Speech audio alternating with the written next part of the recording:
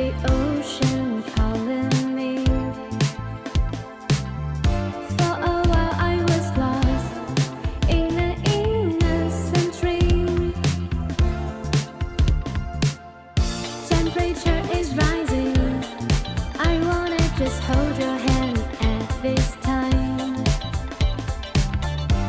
Ice cube is swimming, melting in sparkling wine. Can you feel what the heat is doing to us? Something is bubbling beyond the summer glow.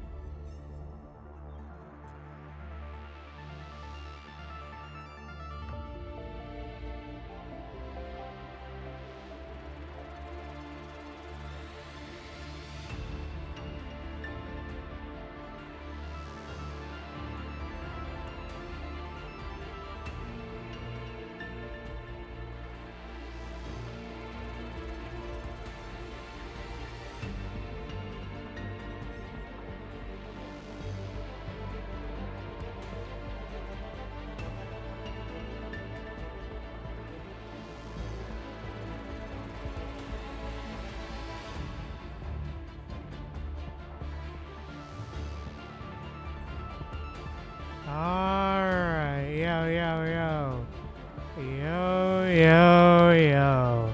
There we go.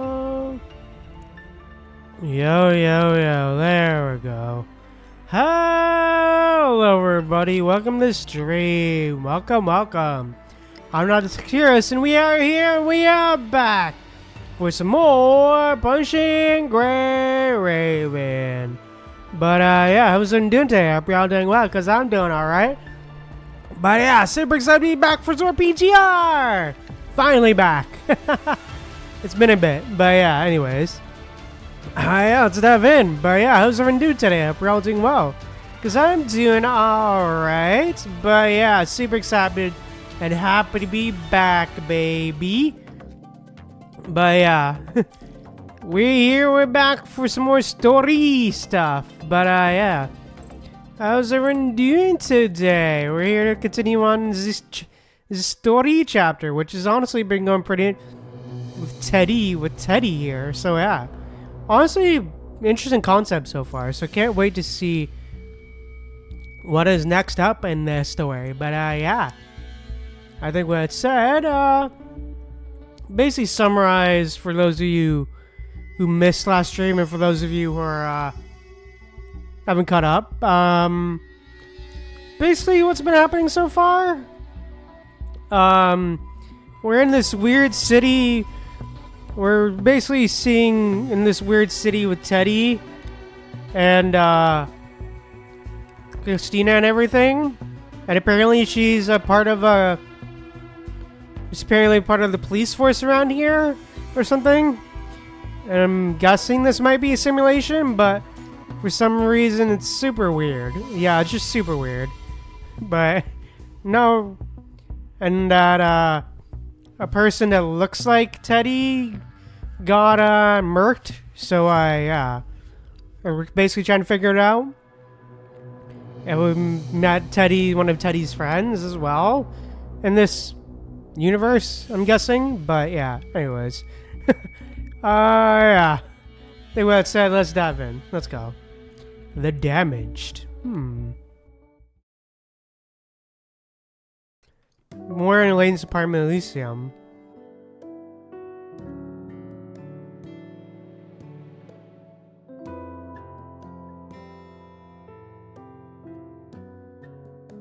The room is bathed in the soft amber glow of pendant lights, their light reflecting off the rich wooden surfaces. Elaine places the final dish on the dining table, her gaze sweeping over the carefully placed settings. A soft sigh escapes her. Oh, damn. Alright,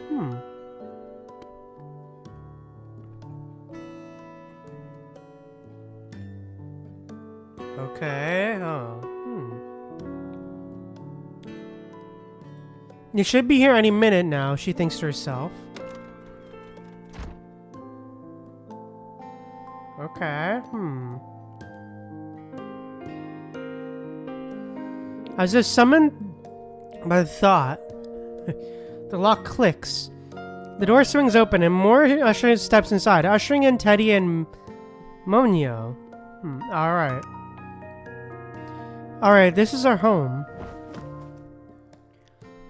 Moore shrugs off his coat and finds a place on the entryway rack. Make yourselves at home. Seriously, no need for formalities. Teddy cuts a sharp glance toward Moore before her demeanor shifts seamlessly into one perfect poise, extending a hand to Eileen. I'm Christina Norman, but just Teddy is fine. It's lovely to meet you. Thank you for looking after Moore at work. Monio. Elaine extends her hand to Monio, her expression visible with nervousness. And I'm sorry if I'm butchering her name. Apologies.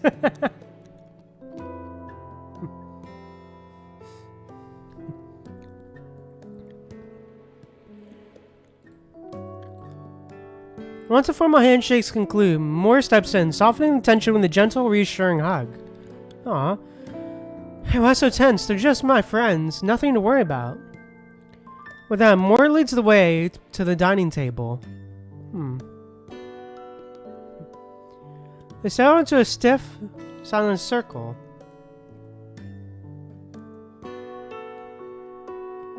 The air is thick with unspoken words. He fills the void by switching on television, the evening news chattering brightly before turning his full attention back to Teddy and Monyo.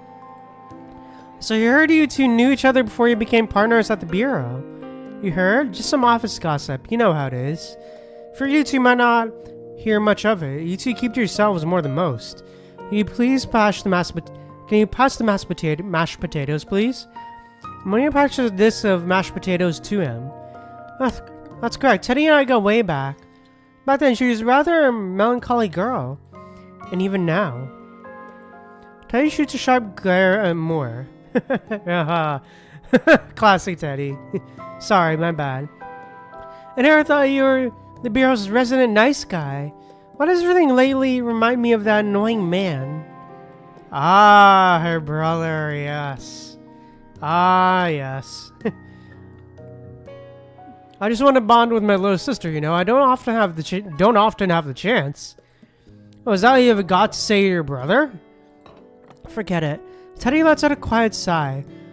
Her knife slicing into a steak with sudden pointed force. Damn. Underneath the table, more stuff was went as Elaine's shoe presses firmly onto his foot. Aren't you gardening, Elaine? Monyo glances around at the houseplants and flowers decorating the room. Yes. Elaine startles out the conversation and sudden pivot toward her. Acting like a student caught daydreaming by a teacher's pointy question. It's just a little hobby. It's a good hobby to have.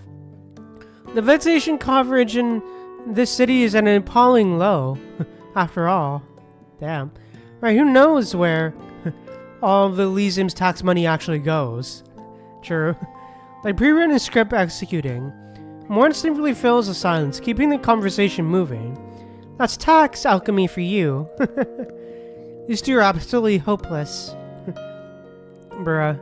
I just remembered I still have some plants that need watering.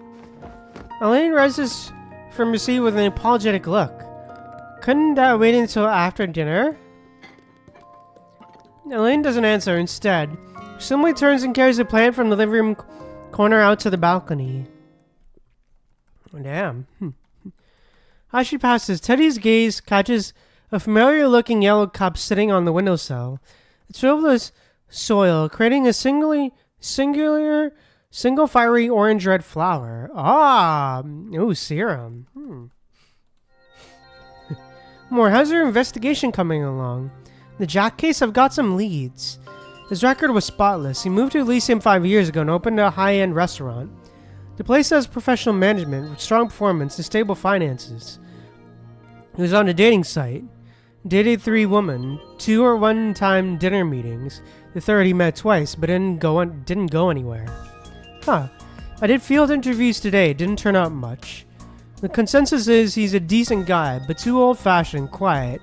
Honestly, a bit boring. Can you believe his favorite movie is The Terminating Robot? Bruh. Is that supposed to be a play on The Terminator? I love it. A story about a robot from the future sent back to assassinate the mother of humanity's future leader. Yep. Basically Terminator. Copyright-free Terminator. Copyright-free Terminator. I guess that old school type really isn't in style anymore. What's the problem? I searched his residence. His apartment is exceptionally clean and tidy. Clearly well maintained. For a single man, his habits were remarkably disciplined. His fridge is fully stocked, including fresh fruit. Most single guys I know can't be bothered. They just take vitamin pills. Oh, damn. Breakfast at home, lunch at his restaurant, and dinner at home. He had a home theater system and always watched a movie after dinner.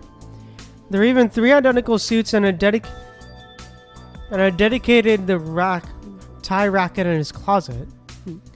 The guy lived a life of stability that most people can only dream of. After saying this, he falls silent for a moment. The only anomaly is his diary. He wrote, "Oh? Every time I take a look in the mirror, I see a man standing on a lone log floating down a river. Our past, our present, and our future. All of it is nothing but bubbles. You're dreaming in a locked room. If this world is but an illusion and conscience just a phantom, Uh-huh. This is the connection. What did you say? I've been thinking. Writing machines appeared in both Christina's and Jack's cases. There must be some sort of connection between the two. And that connection has to be the key to the killer's motive. The killer's motive, huh? Who done it? Both Jack and Christina question the nature of reality itself. Are you saying we have a serial killer targeting people who believe the world isn't real? Ah, Really now? Really now? Really now? Really now?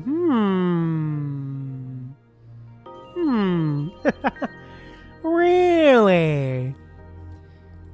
That premise sounds absurd. There's another lead.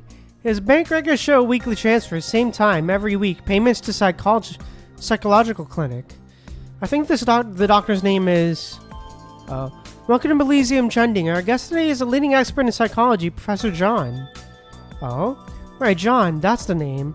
Our topic is a reportedly trending condition in our city.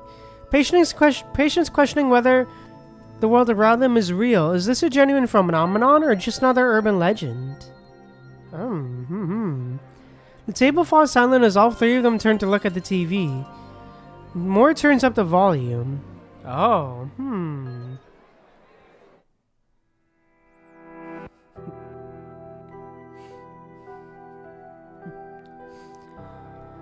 On screen, a man sits poised on a sofa. He's impeccably dressed in a single-breasted gray suit with a white coat worn over it, a black green striped tie perfectly mirroring the color of his eyes. His beard and hair are meticulously groomed. Sorry, I can't speak. He radiates a trustworthy aura, the kind that makes a patient surrender their doubts without a single thought. Academically, we refer to this condition as dualization order. There's a school of thought in my field that posits that deep within the human psyche, there exists a powerful self-destructive tendency.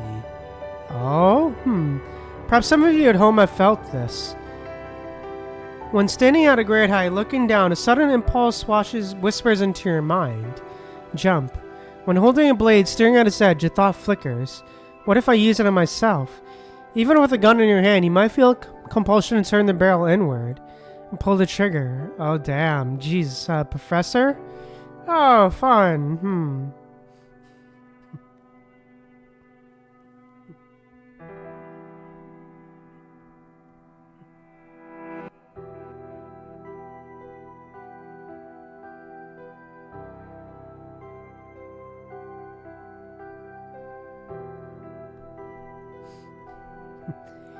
Getting back to derealization disorder, the patients themselves share no clear commonalities.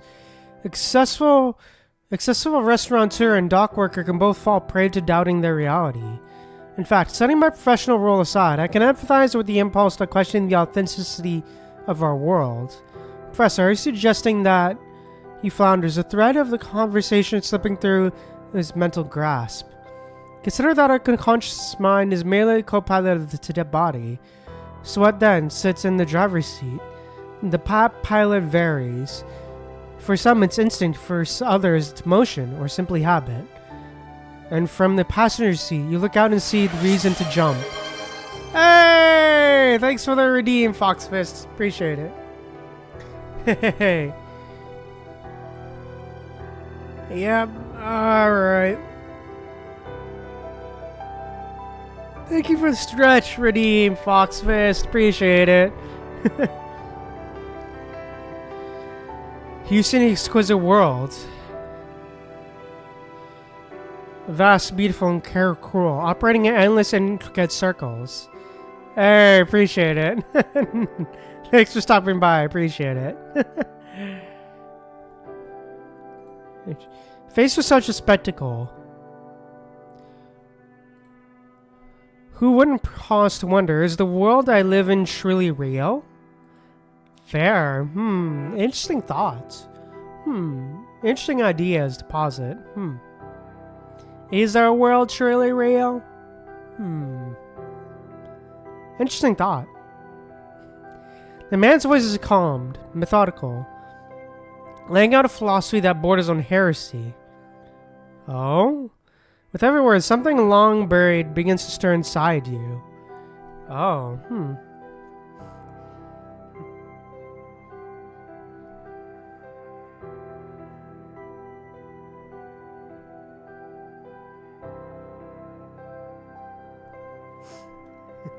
You're in the passenger seat, your neck straining as you fight to look up.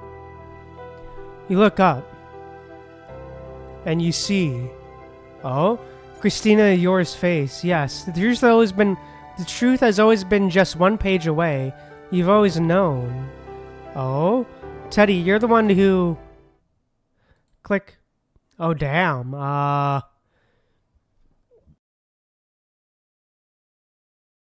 The television screen dies, plunging the room into a sudden ringing silence.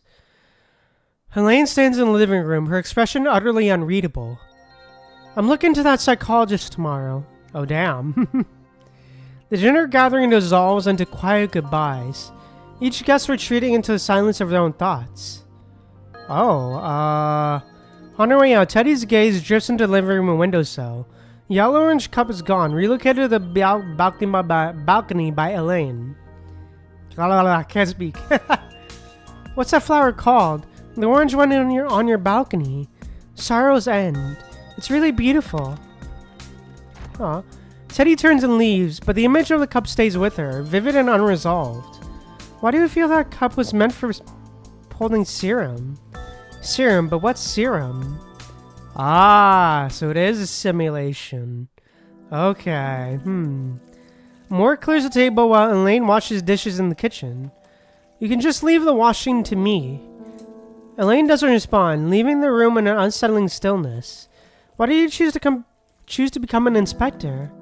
I must pursue the truth. This isn't your responsibility.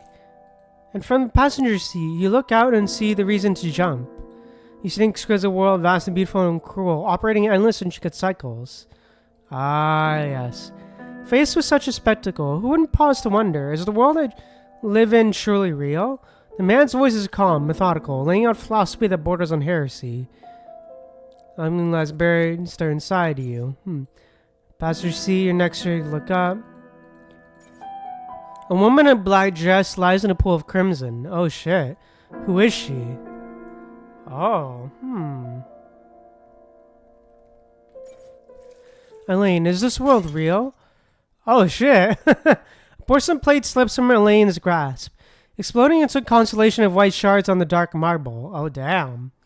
She spins, her eyes wide in shock and fixed on him. In her expression, Moore finally hears his own words. No, I didn't mean it like that. I was just wondering why Jack would think that way. Oh, Interesting. Very interesting.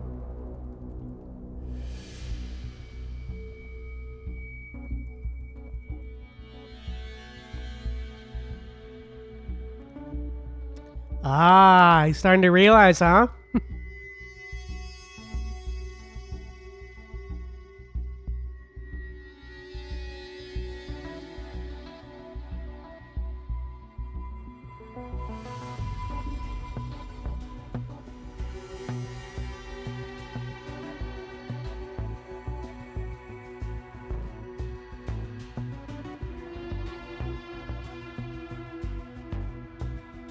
Anyways, let's keep on going. The illusion slowly starting to break, huh? Alright. BWV 478. Interesting title, okay. Your mission this time. Oh, the woman after died, she... Why did it have to be you? What? Tangled whispers and fractured visions tear through the quiet of her mind. The deviation level is rising.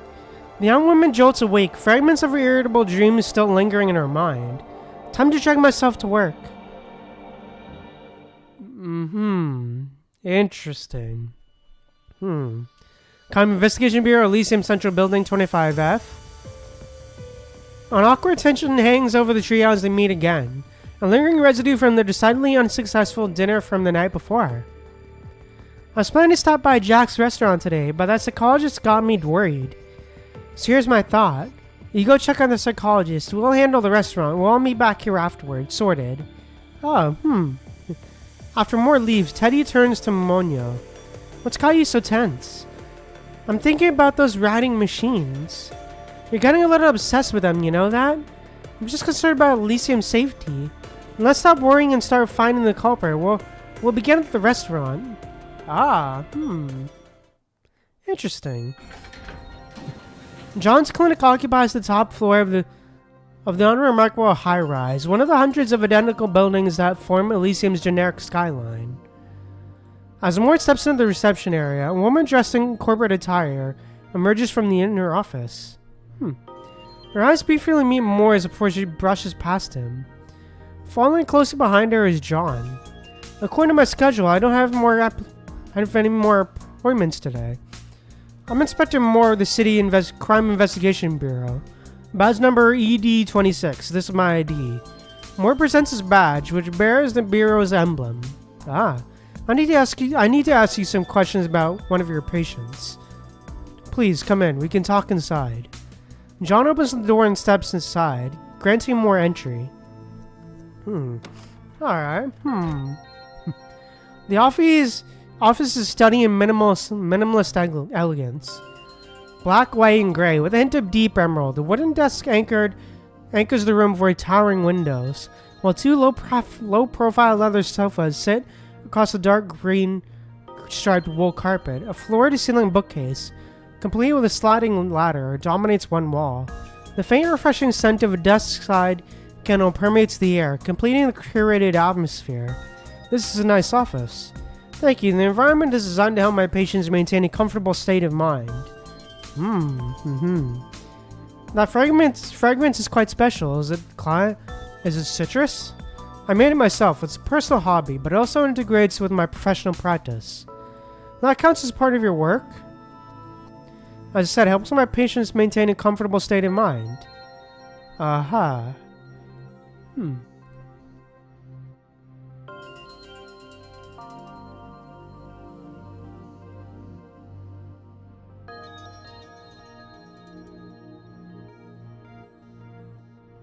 They move to the room center. Moore's gaze sweeps past the bookshelf, highlighting the titles a single practice glance. Cognitive behavioral therapy, existential psychotherapy, and introduction to self-reconstruction. The entire collection is psychologically related, as expected in a psychologist's office. Please, have a seat. A gesture toward a sofa clearly meant for visitors, the kind where patients typically wait. Moore studies it, his brow knitting in a faint frown. I'm not your patient. I'm aware, but it makes a little difference. You must be aware that there are many schools of thought in psychology. Jung, Maslow, Piaget, Freud, constructivism, behaviorism, Gestaltalism. And I adhere to certain principles of my own. One is my belief that every person in society, even the most normal, suffers some degree of mental illness. Oh damn. Then I guess no one is truly healthy. John gives a slight smile, neither confirming nor denying. Let's get back to why I'm here. As you wish. Do you know a man named Jack? 34 years old, male, owner of the timeless feast. Yes, I know him. There's only one Jack among my patients, however, I cannot disclose his details, but my professional ethics and the law prohibit it. Jack is dead. He doesn't seem particularly surprised. Now, both professionally and legally, you have an obligation to give me that information. Oh, damn. Have a seat, Inspector, or I'll retrieve his file for you. He makes it 2 steps toward his desk before stopping short, turning back to Moore. I expect you'll need some time to review it. Moore complies.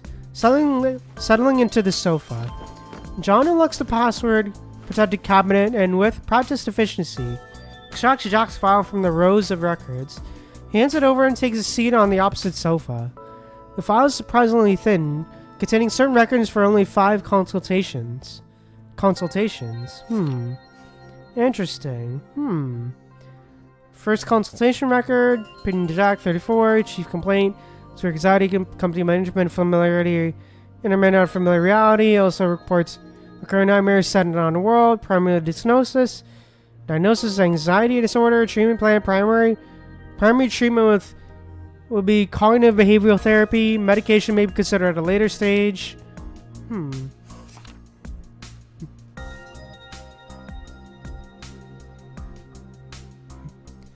Risk assessment, self-harm risk low, risk to others low. It's aware of the source of anxiety but avoids it, claiming it is fake. The immediate goal is to build trust and uncover what he's concealing. Interesting. Second consultation record.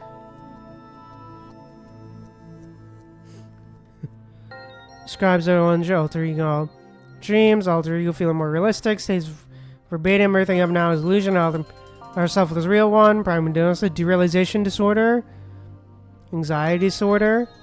Primary treatment will be cognitive behavioral therapy, medical later stage. Okay.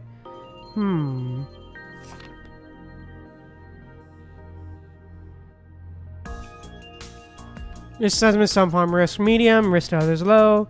Pathology is more profound than initially assessed, which requires a more intensive approach. Help them articulate these otherworldly memories, then challenge their validity. Then consultation record claims to live in conservation area in post-apocalyptic reality. Fifth consultation record, risk assessment, self-harm risk high, risk to others medium. Jack's condition has deteriorated. Oh,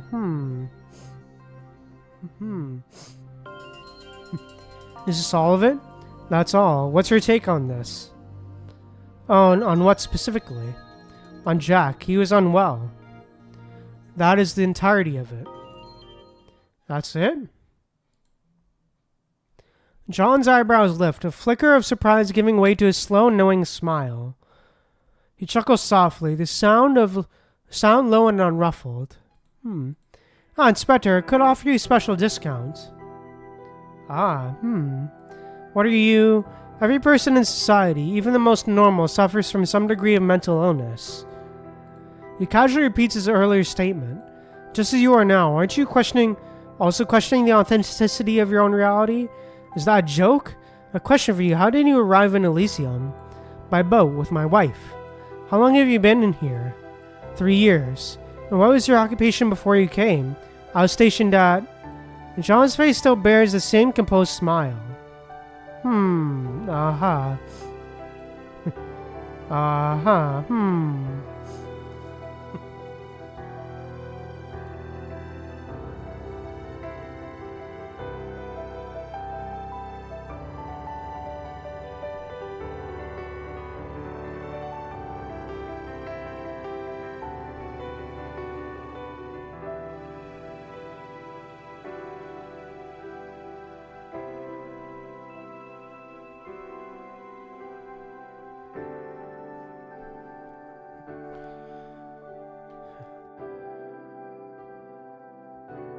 The pieces refuse to fit. A cold formless dread begins to bloom. You claw through your memories, desperate for an answer. Soldier, I was a soldier. Next question, why did you choose to become an inspector? That's irrelevant to the case I'm here to investigate. Did Jack behave unusually before his death? Very well, if you insist. There is one thing. During our 5th session, he mentioned he recently met someone who exhibited symptoms similar to his own. Oh, the name, let me see. I believe it was a girl named Norman? Girl called Norman? Is she someone you know, Inspector? Oh, I need more details. John shrugs, unbothered that Moore didn't answer his question. According to Jack, he encountered the girl near Mirage Street. That's all I know about the matter, a pity. I'd intended to ask him for more details on our next session. I've told you everything I know regarding Jack. You may take that document, and now I'm afraid I must attend to other clients. I was under the impression your schedule is clear for the day. No more office appointments, but some clients prefer house calls. John pushes himself up from the sofa and walks to his desk. Packed his briefcase with an air of finality. More reading a clear signs, rises as well and starts for the door. If the investigation requires it, I'll be back with more questions. John freezes for a second. Of course, this is my obligation. One moment, Inspector. You never answered my question. Why did you choose to become an inspector? Moore turns to the doorknob without looking back. To pursue the truth.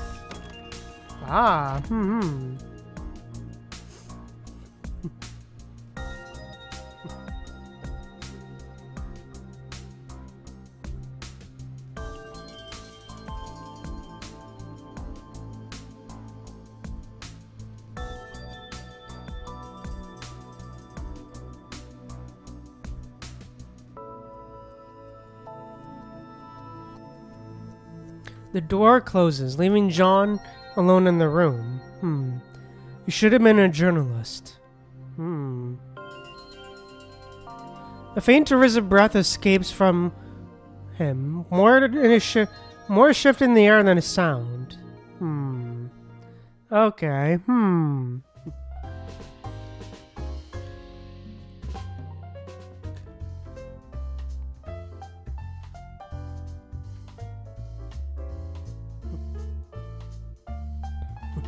Elysium, the Timeless Feast. The restaurant sits at the end of Oak Street. A palette of deep black, softened only by orange ambient light, creates intimate pockets for conversation. Handwritten signage and a gentle flow of classical music are the final deliberate touches, an environment designed for those who wish to remain unseen. Come Sweet Death, BWV 487 Bach. Oh damn. Such a highborn lady's remark. Teddy ignores Monyo. He's not a piece here, is just ironic. As the two enter, a server at the door approaches to greet them. Good day, ladies. Do you have a reservation? Inspector Monyo, Elysium Crime Investigation Bureau, ID ED03.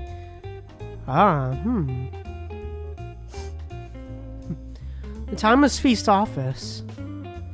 Plump man bustles in, mopping his brow with a handkerchief. I'm the manager here. How may I assist you? His eyes dart nervously toward Teddy, again and again as he speaks. Jack is the owner of this restaurant, correct? He's been missing for days. Why wasn't a report filed? We are just as confused, but he is the owner, you know.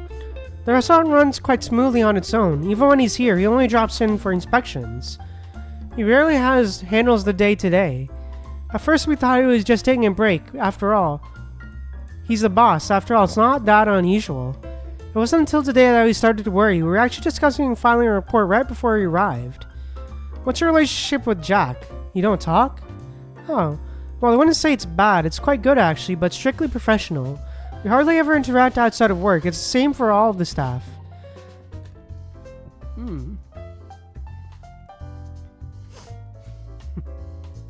Jack treats everyone well. Good pay and all, but he's careful about boundaries. Outside the restaurant, there's barely any contact. If I may ask, what happened to Jack? He's dead. What? He flinched back as if struck, his cheek trembling. A slick sheen of sweat instantly coats his brow. Oh damn.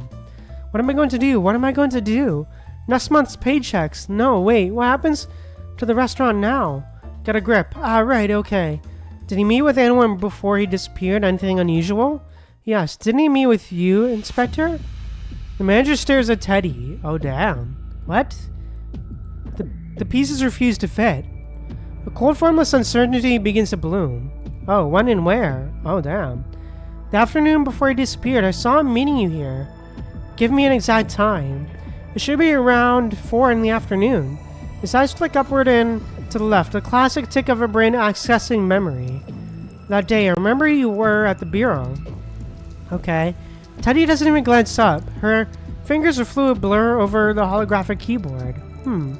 You're pulling up the surveillance footage? A basic skill everyone should have in this day and age. Oh, damn. With final syllable leaves her lips, 6 surveillance feeds snap into existence from Teddy's terminal. Fingers flick through the air, sliding the timeline forward to 3:59 p.m. Timestamp begins its slow crawl. 1 minute, 2 minutes, 3. The air in the room grows dense and heavy, as if the world itself was holding its breath. Inspector? There. The surveillance footage shows Jack, the model citizen in a sharp black suit, walk into the restaurant. His expression is distant, preoccupied, and beside him, there's nothing, just seeing a blur of corrupted pixels. Oh,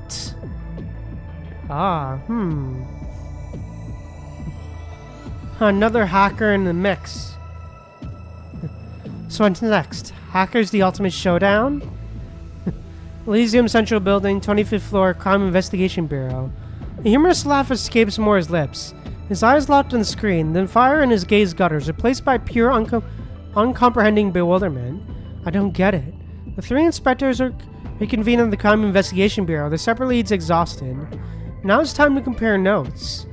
Join the club. So first there's Christina, and now we have Norman? Oh, I don't understand what's happening, but I know one thing for sure. This is all aimed at you, Teddy. That psychologist said Jack met Norman near Mirage Street, right? Whatever this Norman's real identity is, she's probably the next target. Agreed. On what grounds? Grounds? Since when do you tell jokes? Pop quiz, what's my name? Oh. Moore flinches at her question. His weight shifting awkwardly. Monyo and Teddy turn to him in near unison, their synchronized gaze, a silent twin demand of "What is your problem?" hangs in the air. Moore offers no explanation, only averting his eyes. The other two dismissive, filing their action away is just another one of Moore's inexplicable quirks. The first victim was Christina, the second was Jack, and now we have this Norman. Jack knew Norman, and I bet anything this Norman also knows Christina. I just think we should take another look at those riding machines. Teddy gives Monyo a skeptical look. Didn't you already check that? You said there were no leads. Besides, those riding machines are just weapons. What matters is who's wielding them. The real question is, how does Norman track down Jack? John? Teddy and Moore speak in perfect unison. Were John's patient records digitized? Yes, both digital and physical copies. She must have pulled Jack's information from the psychologist's database. The look of realization crosses Moore's face. She's the one who reported Jack's case. She's the one who went and reason he went into the sewers. So now we just need to meet with this Norman. The question is, how do we find her? Our last hacker, Christina, was a complete ghost. No resident records, blank bank cards, resident history, grocery purchases, surveillance footage, social connections, health insurance. On paper, she didn't exist. Oh, damn. If we hadn't found her body, we'd never have known she was in Elysium.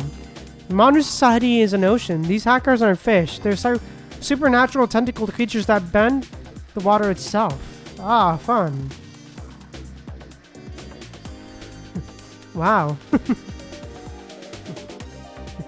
The truth crashes into Moore with the force of a tidal wave. The two women beside him are the very supernatural tentacle creatures that bend the water itself. He just so curiously described. Damn. Humans are social creatures. As long as she's living in this society, she'll leave traces of contact with her surroundings. We can't find her directly, but we can work backward from the visible to track the invisible. Oh, More stares, utterly bewildered. So tell me you're going to... That's right, you're staying to help me. Do I have a choice? No. Sorry, but I don't understand a word of what you just said. Monia responds with the weary voice of a woman at the end of her rope. Simply put, she's going to analyze the social activity data of everyone near Mirage Street to find the blank spot. By limiting everyone else, whatever is left is our target. Will that actually work? It's worth a shot. Can we just trace her on the city cameras around the restaurant, see where she came from? Tried it. She vanished around a corner. Okay, what can I do to help? Give me some black tea? Roger that, ma'am. What about you? He turns to Monyo. Latte with 2 sugar cubes. Alright, damn. Well, okay then.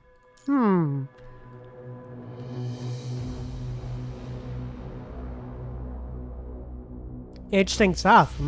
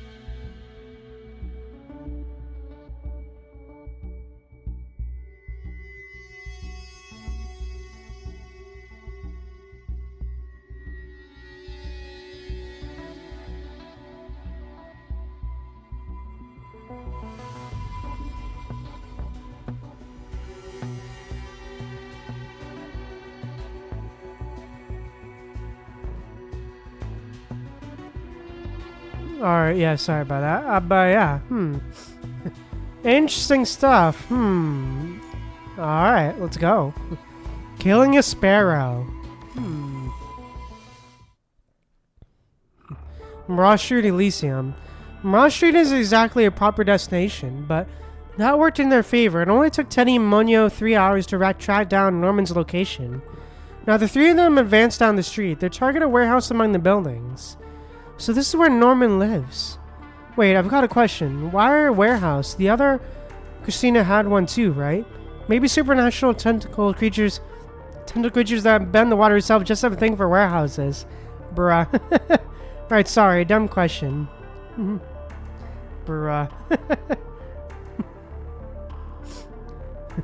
An embarrassed look washes over Moore's face as his shoulders slump. Clearly, Teddy isn't as detached as she was pretending to be.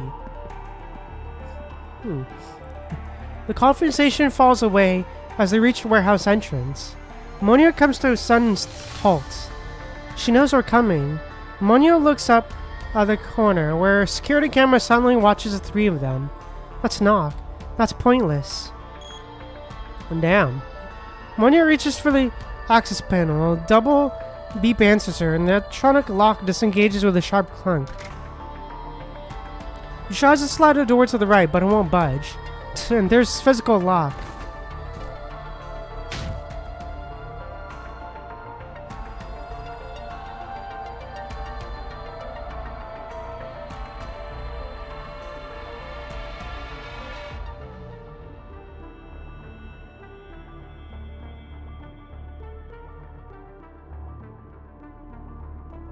Before the others can speak, Monyo is already pivoting. With full rotation of her body, she drives her heel into the stubborn lock in a brutal practice arc. Whoa.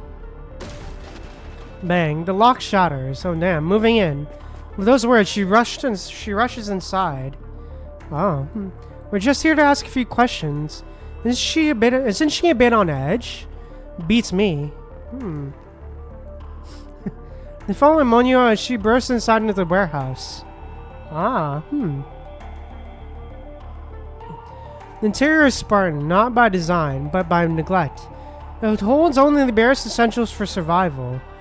A hollowed out shell of a living space.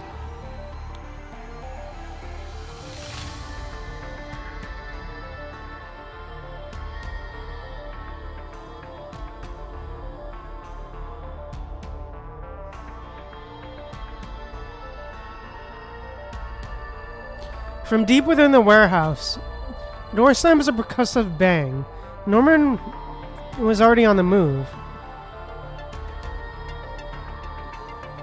Oh, this is just perfect. Muttering under her breath, Teddy follows Monyo as she shoves the back door open and bursts outside. Bursts outside, alright. The moment Teddy steps outside, a primal alarm screams within her. Something's wrong. Oh shit, oh boy.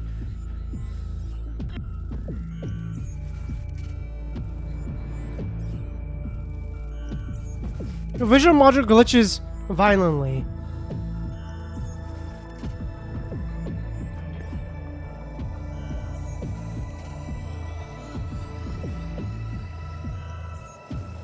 A striking mosaic of red, yellow, and purple.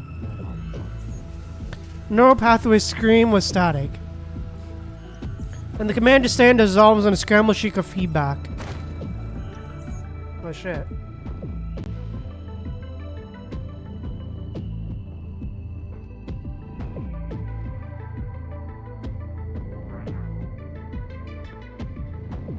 Control abandons her. Her limbs buckling. Teddy crashes to the ground. The sound of collapse makes Monyo spin around. What's going on? More arrives fashionably late.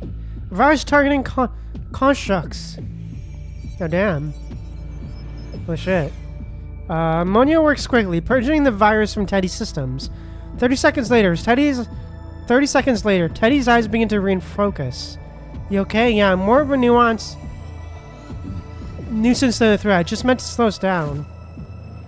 Damn. Well, let's go. Hey, alright, gameplay time! Let's go!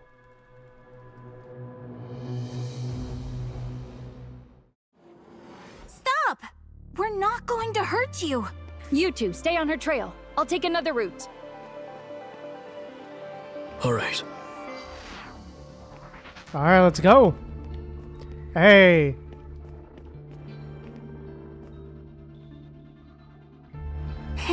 Nice try. Simulating attacks. There's a glitch.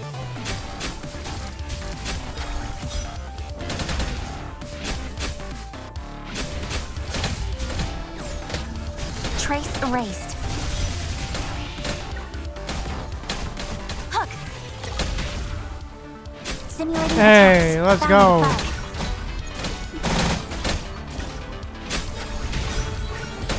Not too shabby. Now, let me handle the rest. Simulating Hey, attacks. alright. Found the bug. Trace erased. Hook. Found the simulating attacks.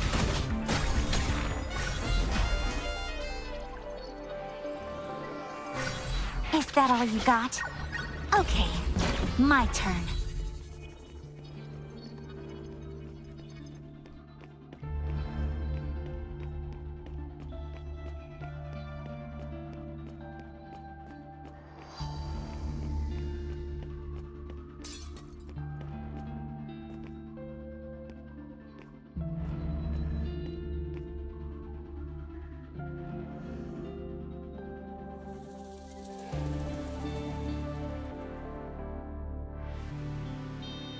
Oh, damn.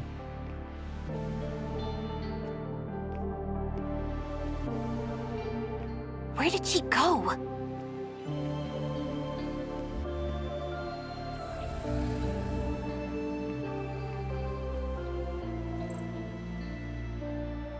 I flew, she's there too. Alright. Oh god.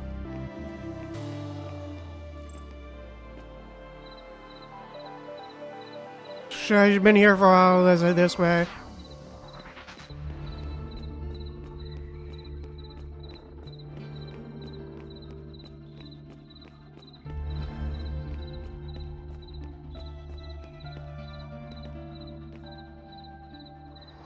Looks like she fled this way.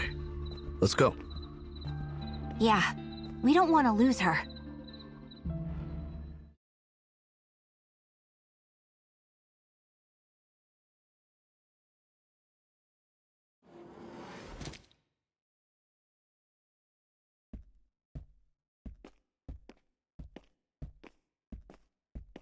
Let's hurry. Oh.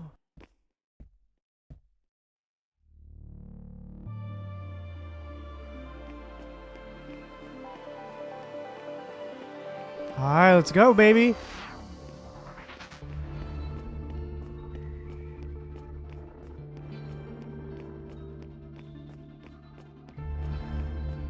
There are more writing machines here? Simulating trace erased.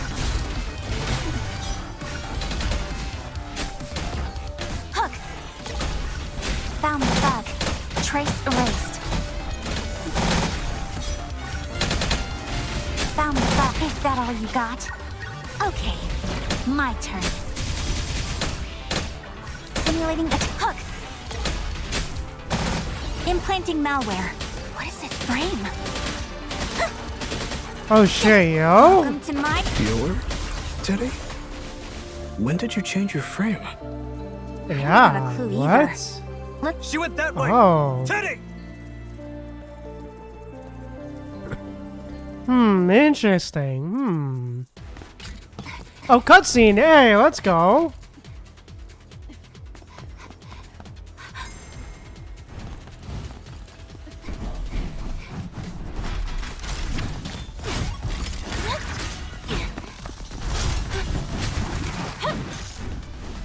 Oh shit, yo, okay.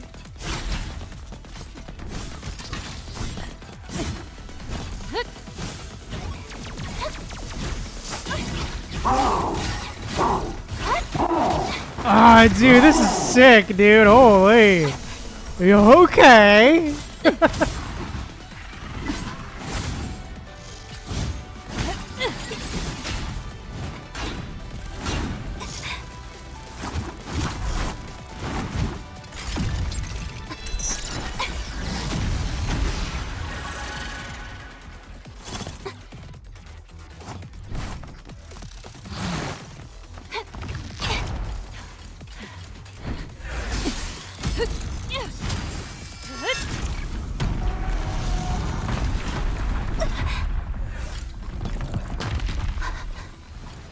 Oh, dude, this is insane, bro. Holy.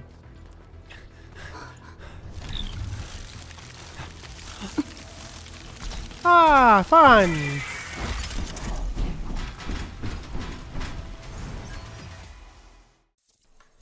Oh, okay, let's go.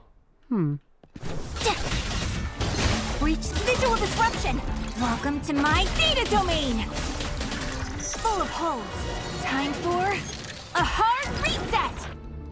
Oh, damn, alright, Oh? What's going on over there?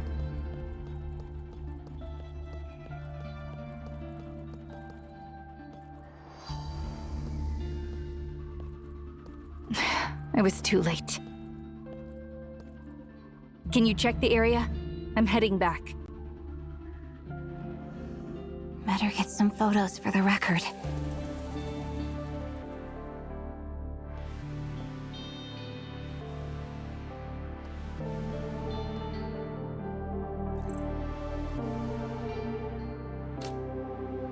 Photo. Huh.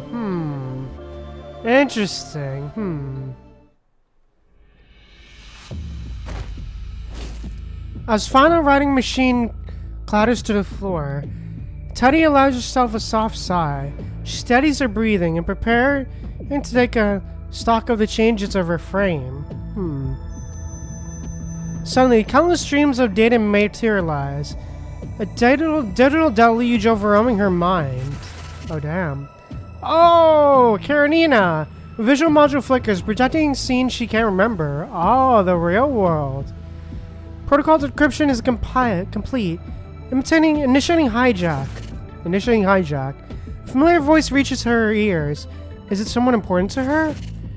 Who are those people? Oh, Commandant! Hey! Blind followers, unrealistic dreamers, and practitioners with hollow ambitions. Is it a conversation from the past? Can't believe you didn't tell me you're going to upgrade your frame. This suits you so much better. Brainless idiots. Oh, damn. The final image shows a friend swinging a light blade toward her. Oh, shit. Oh, great. So this is where the mockery took place. The phantom noise and images fade, allowing the world to solidify from the darkness. As the last echoes die, reality comes into focus.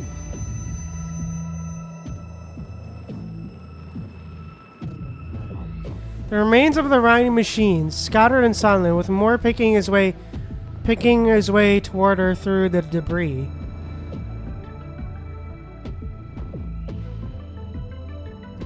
I'm fine. And conscience has returned to her familiar frame. That new frame, which should have existed only as a data draft. A new frame that should have existed only as a data draft. Why did this concept come so naturally to my mind? Where's Monio? In the alley up ahead. With a nod, Teddy makes her way up into the alley. Oh, damn.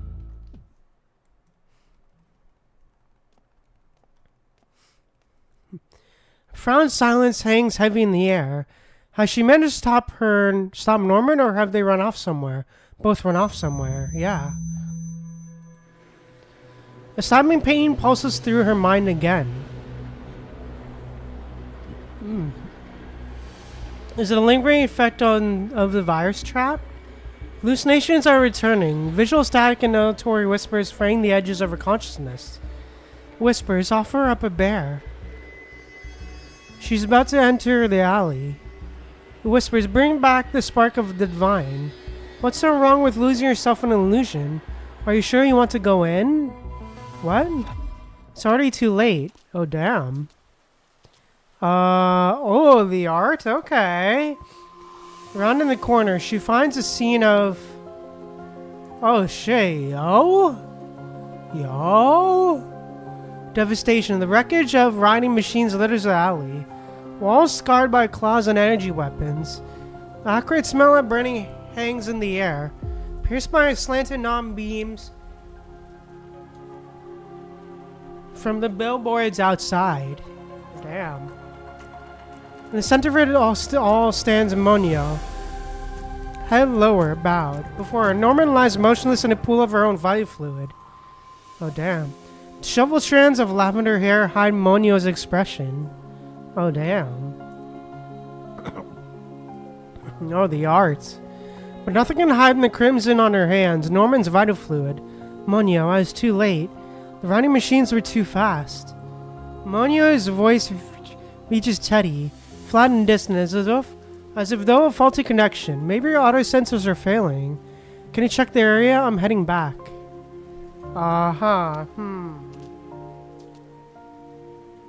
Interesting. She melts deeper into the alley and vanishes within moments. Oh shit, yo. Teddy's now left alone with Norman's corpse. Crimson's vital fluid. The same fatal wound as Christina's, a clean, precise strike through the chest, piercing the core. Scorched bionic skin, and melted components mock her with a silence that screams. Hi, you offered up another bear. Now you can start asking, what are you looking at, Norman? Oh, damn. Interesting.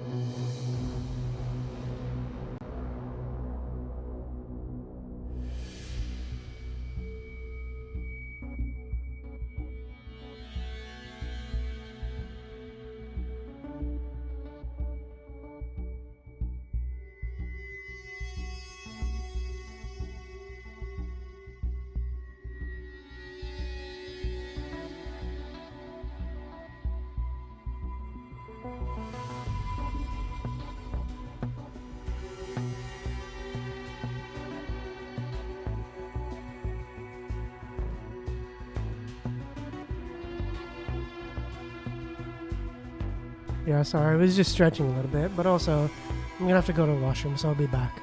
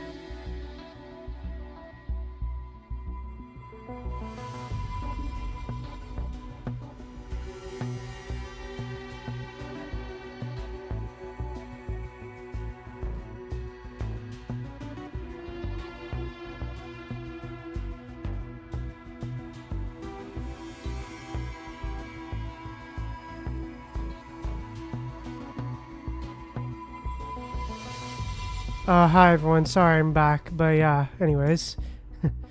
Don't know what's going on, but for some reason I'm feeling like for some reason I just suddenly felt my lower body just felt like super numb. Like with a / dull ache, you know? Super weird. Yeah, anyways, let's keep it going. Night talk. Hey, alright, let's go. Elysium, night. A full moon bathes the city in a silent silver glow. On a quiet rooftop, Teddy stands motionless, her eyes fixed on the distant icy specks of starlight. The sound of familiar footsteps approaches from behind, but she doesn't turn. Yo, I brought some drinks. Oh, hey. She lifts a plastic bag in her right hand. Its weight testifying to the few cans of synthetic alcohol, electrolyte, and black tea inside. Hey, yours is a black tea, not exactly the time or place for a proper brew, so you'll have to make do. Hey, alright. After passing a can of black tea to Teddy, Monyo settles in beside her and pulls out an electronic vape. Hey, alright. Keep sucking on that thing. You'll need a new pair of lungs before you know it. Lol. Monyo offers a nonchalant smile, then exhales a plume of vapor. Hey. Then I'll get them replaced. It's not like there's a shortage of bionic parts.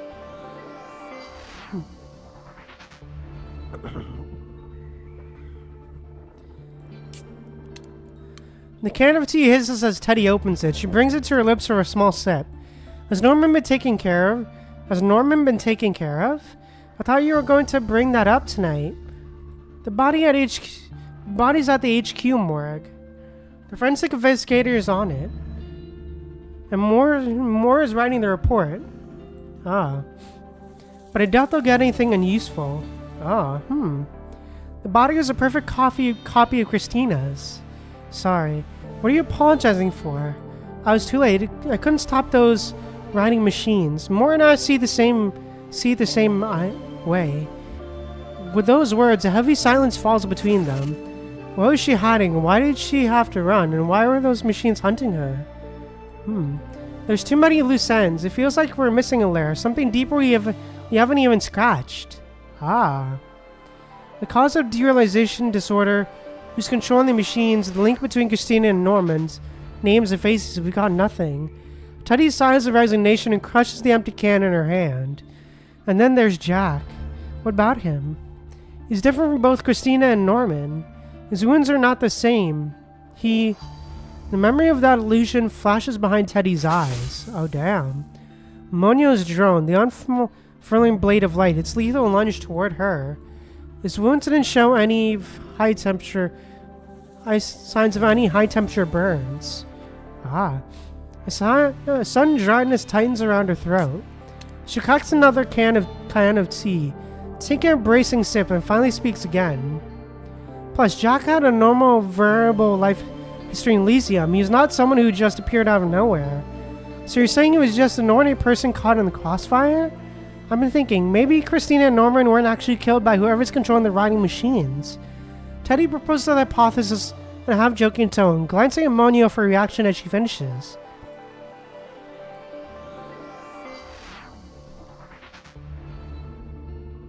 With the electrolytic vape between her lips, Monyo scratches her head in frustration.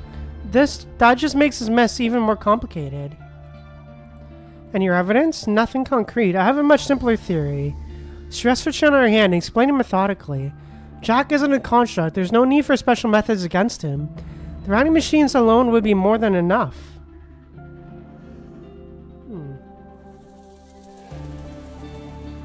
It's a possibility. Monyo is about to take another drag from a vape when Teddy snatches it from her. Oh, damn. Teddy raises the device to toss it into the plastic bag, then freezes. Oh, damn. She pulls it back, her eyes narrowing as she examines it. What's this even feel like? Oh, damn. A mischievous grin spreads across Monyo's face. Want to try yourself? Never mind. Can't have a minor vaping. Teddy rolls her eyes, tossing the vape into the bag like it's offended her. Minor, I've told you, you have no talent for jokes. Clouds drift in the distance, slipping away at a pace too slow for the eye to truly capture. Oh, damn. Monyo stares, her gaze unfocused, and exhales a perfect smoke ring. She watches silent as the breeze unravels into nothing. Oh, damn. Monyo, why did you become an inspector? The purple-haired woman hesitates, carefully weighing her response. Perhaps because this is the only place I have. Sparrows don't migrate. Limited flight ceiling, can't travel far. She lets out a self-deprecating chuckle. All I want is to protect Elysium, this city. Years ago, younger Monyo had proposed a question to that figure. Father, why is this city called Elysium? In Greek mythology, there's said to be a paradise called Elysium. I hope this place can become a similar sanctuary for those who need it. Aww. When that day comes, you'll be able to run freely here, under every sunrise and sunset. You'd be like a bird, flying freely. Hey. Too bad I'm just an unwinged bird.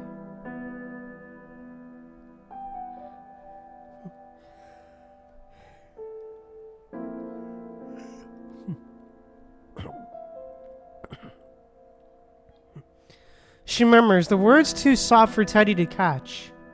Aw. What did he say? You know, I've always envied you. You've got to choose becoming a construct, leaving your family behind, escaping the cage.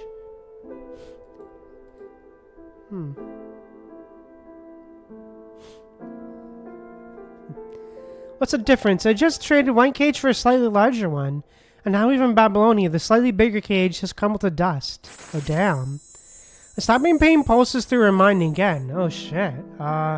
Humanity clawed its way out of the Great Depression into the Golden Age. The world government was barely established.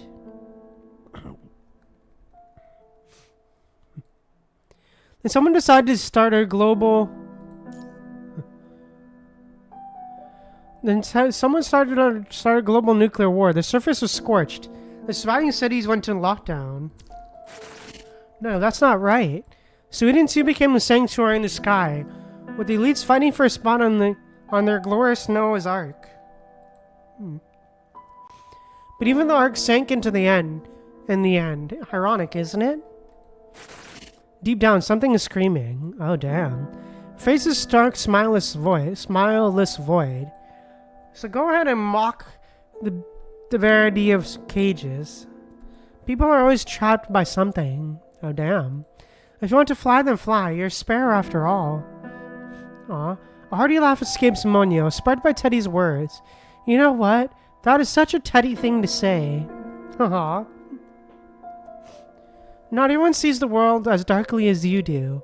Well, I suppose I can never match your particular brand of sharp-tongued superiority. Aw. That's debatable. Wave of even louder laughter overtakes Monyo, leaving her breathless. When it passes, her face goes still, the mirth draining away to reveal a perfect, unsettling neutrality. Remember when we first met? You were just this tiny thing, tucked away in a holographic cyberspace, teaching yourself to code all alone. Stop talking to me like some wise elder. It's gross. Monyo offers no retort. Not everyone could break free from their cages.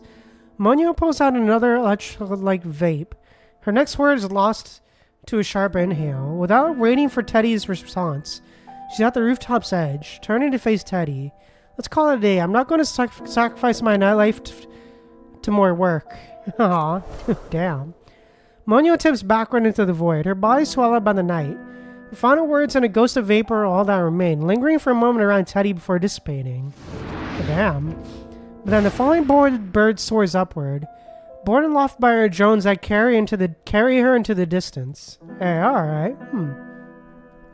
Teddy remains perfectly still, Sachi watching the drones of a fading light trails until they are extinguished by the dark. Only then does a hint of sorrow enter her eyes. Can I trust you, Monyo? Oh, damn. Ah, damn, dude.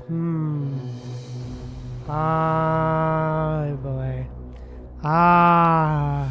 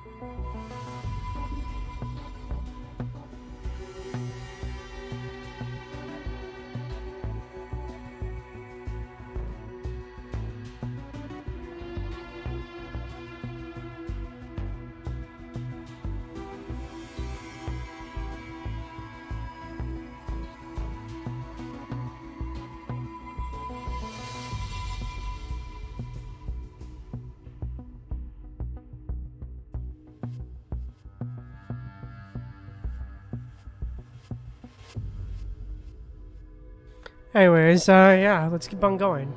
The truth. Let's go. Time to find the truth, baby. Conviction Fusion Elysium, alright. After parting with Monio and on the rooftop, Teddy returns to her office.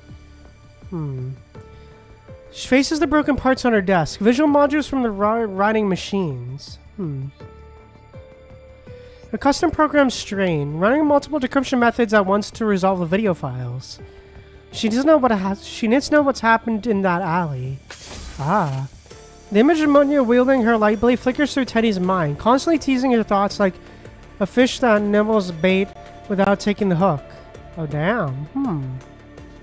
Why am I seeing this? Did her virus program create a temporary link between our visual receptors? If she did this, what's her end game? Suddenly, she remembers her own words to Monio from earlier. There are too many loose ends. It feels like we're missing a layer. Something deeper we haven't even scratched. Something deeper.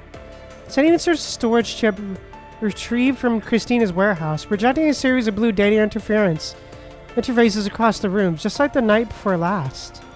Let's see what you've got. Oh damn. Fingers dance across the keyboard, lines of code materializing in rapid succession. Show me what you're hiding.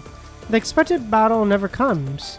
Your 7 prepared decryption methods prove useless. The system security is always out of touch, parted like a curtain to grant immediate access. The core data yields without a fight, as readily as their own personal files. This is... Below the surface lies a labyrinth of heavy encryption. Data that requires the secret key to unlock. Oh damn. Hey, gameplay time! Alright, already? Damn. Okay, let's go. A hidden key. How do I crack this?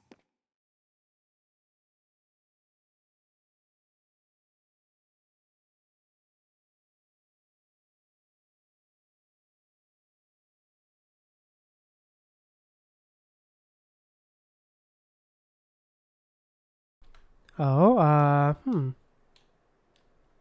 Maybe I could try it this way. Okay,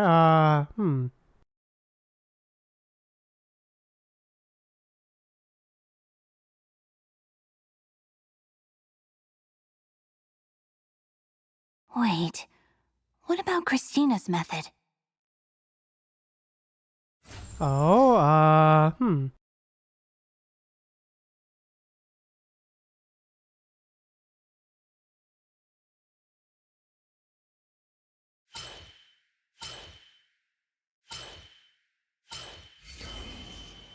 Hey, there we go. How is this possible? How would she know this decryption method? Okay, let me sort through these clues first.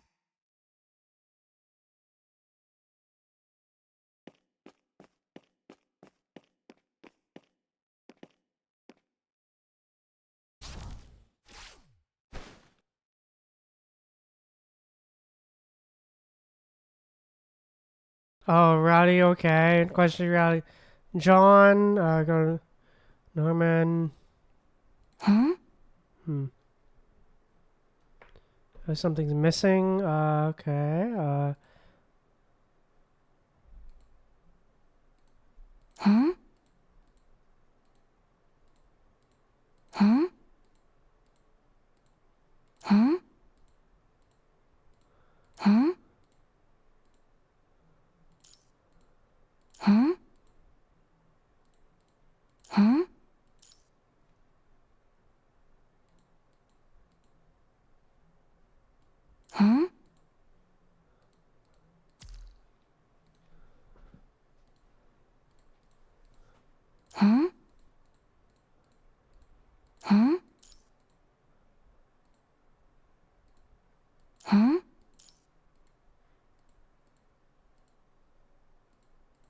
Yes.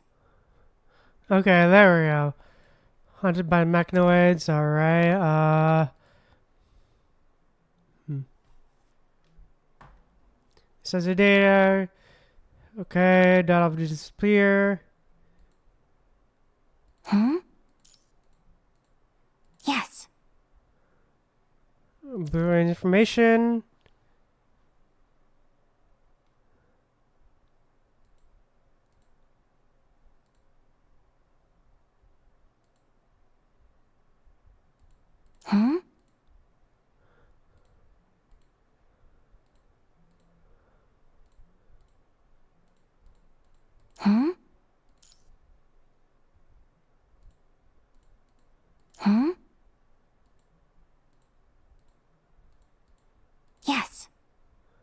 Okay, okay, Yes. Christina, okay. A bunch of people needed, Huh? Huh? Huh? Huh? Huh? Huh? Huh? Huh? Yes. Multiple, okay, yep. Components. Huh?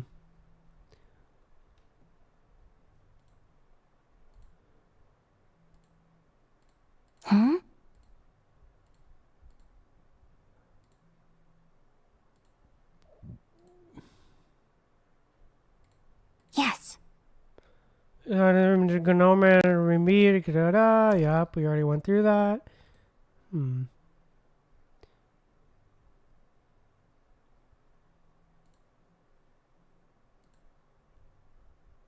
Huh?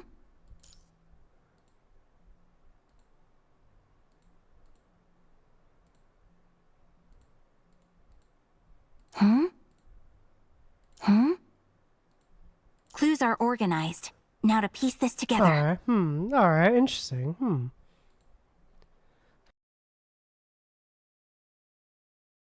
Okay,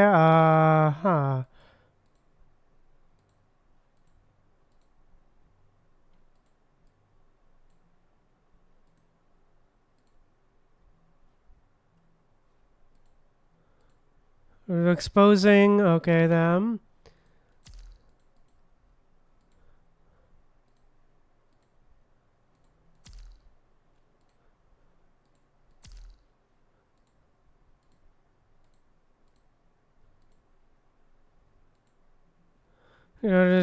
Go for the attack. Because you're out on another victims attacked. Okay,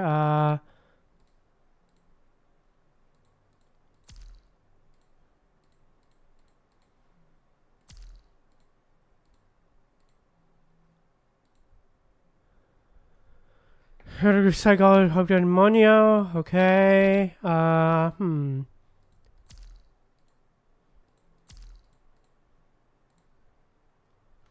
Reality, Oh, no. okay, Why? Oh shit, Oh, yo.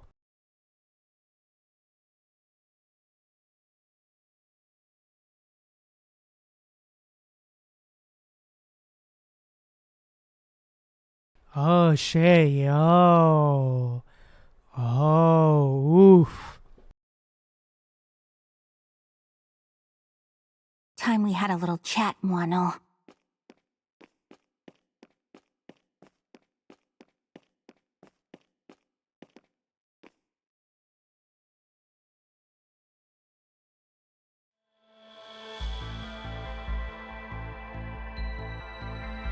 A certain detective once said, after limiting the possible, whatever remains, however improbable, must be the truth. Yep. Oh, damn. More. Crime Investigation Bureau. The harsh white light is blinding, flattening everything beneath it into what seems like a two-dimensional plane.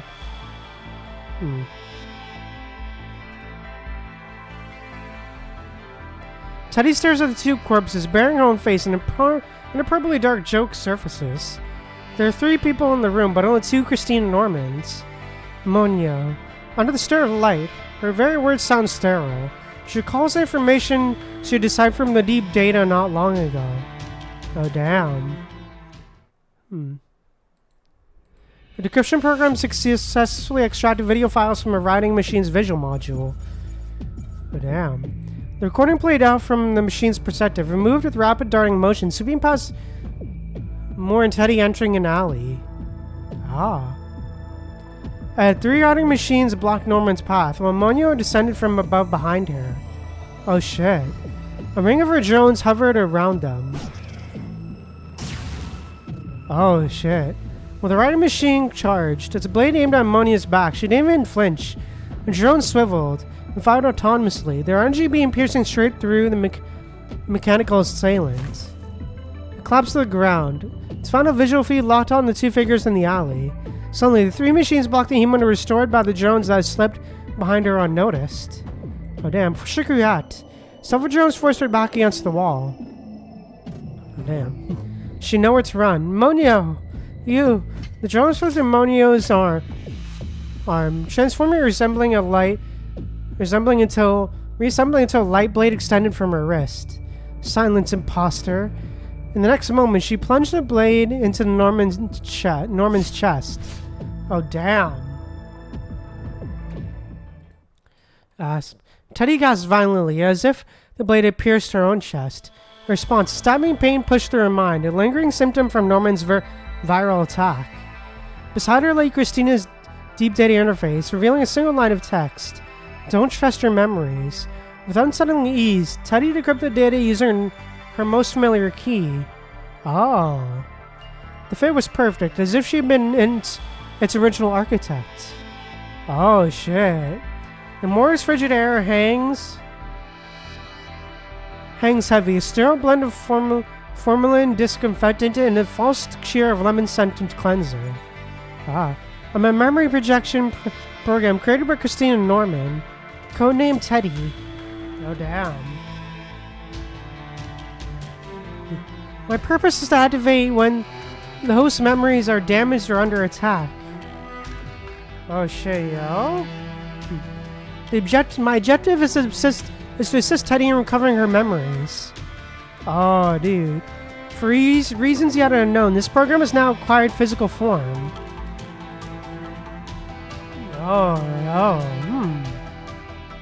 The programming gaining physical form, isn't the answer obvious? That also explains my frame change. Teddy lets out a bitter chuckle, her fingers tracing the cold stainless steel surface. Her vision, the material wound peels away, revealing the skeletal truth beneath. All of it is just programs, just code.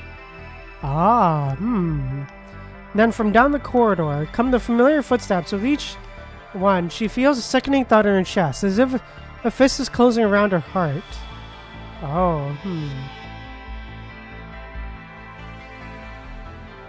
That familiar voice reaches her out to Teddy. It sounds utterly alien. How much do you know? Teddy lets out a soft, sardonic laugh. Enough to be demanding answers from you, Monio. Why did you kill them? Monio turns her head away, a subtle shift to shield her expression from Teddy's gaze. Oh, damn. What's wrong, not going to answer? Why can't you just stay in your cage? As if the words struck a nerve, Monio's head whips back toward Teddy. That's not what I... But in the next instant, a torrent of data surges from Teddy's fingertips. It's pointless. Monio's response catches Teddy off guard. She effortlessly defects the DDoS flood attack. What? Sleep. Tomorrow, everything will be back to normal. Oh shit, Darkness engulfed Teddy's vision. In her final moment of consciousness, she reaches for Monio, grasping at empty air. Oh shit.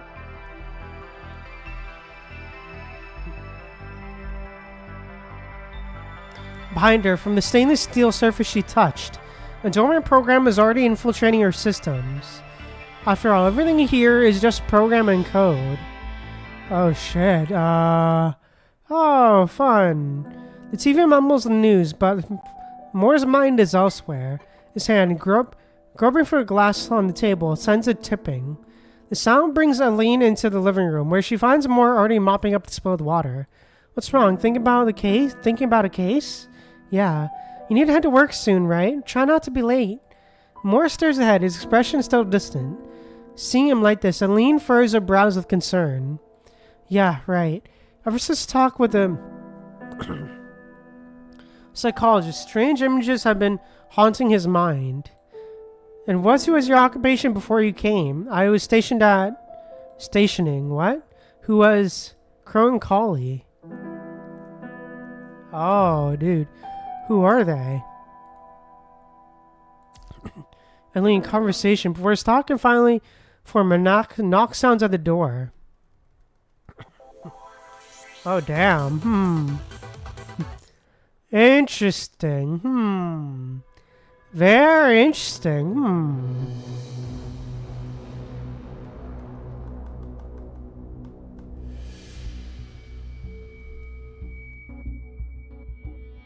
Very interesting stuff so far.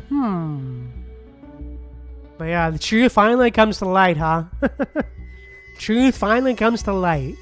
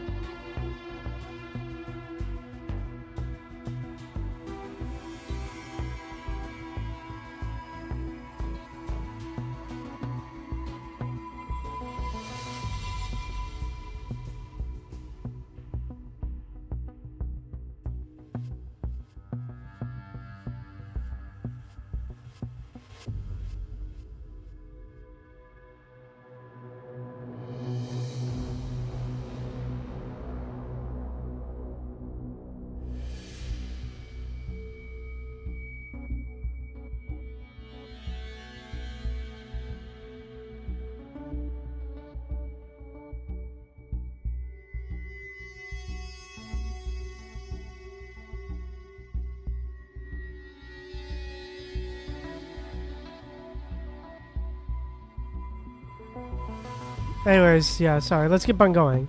Prelude. Alright, let's go. Babylonia 2 months ago.